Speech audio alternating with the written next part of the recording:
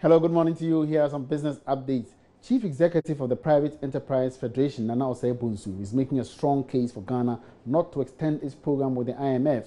This is despite reports there are discussions with the IMF to end the program in December 2018. The Private Enterprise Federation boss, Nana Osei-Bonsu, tells Joy Business the current state of the program and problems with the economy last year support arguments that the program should not be extended.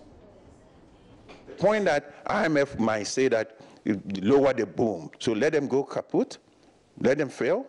Do they know the detrimental and the monumental impact of that when that happens? There's some financial institutions collapse. Who are going to finance the businesses? Where are businesses going to find their liquidity? How are jobs going to be created? Somebody sitting in Washington has no problem so far as it goes this way. Greece went through that. And did we know what happened? The crisis and the chaotic conditions in that country.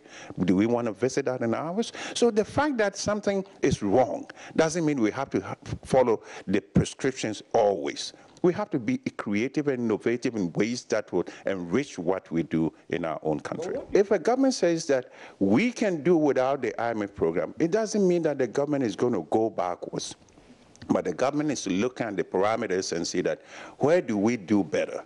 Where can we fit certain things that this program is limiting us? So let's not look at the international community as maybe the panacea for everything that we do. We have a GDP in Ghana that affects the Ghanaian and the way we live and the way we do business. So if government is looking within itself and say we can find a better prescription to create jobs, to create, how many jobs do we have? How many unemployment, what's the unemployment rate? We have about, 40,000 people coming out of school every year, going unemployed. Do we know the social time bomb that is taken and that maybe the limitations on our growth is going to create, and we possibly might not even have the luxury of time to wait before that explodes?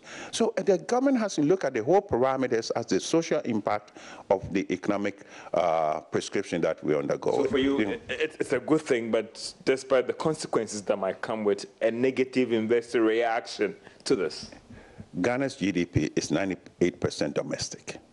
So the 2% coming from outside should not dictate the 98.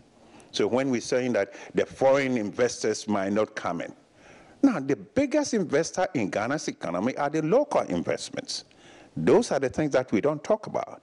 And so let's now stress that we're going to emphasize the local investments, boost the local production, boost jobs creation for our people to be able to live better.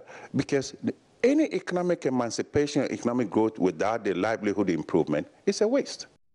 Meanwhile, economist Professor Godfrey Bokwin says any move by government to pull out of the IMF program could lead to Ghana losing its credibility on the international market. And that's it for business. I'll bring you more business updates at midday. My name is Emmanuel Ampwaji. Have a good morning.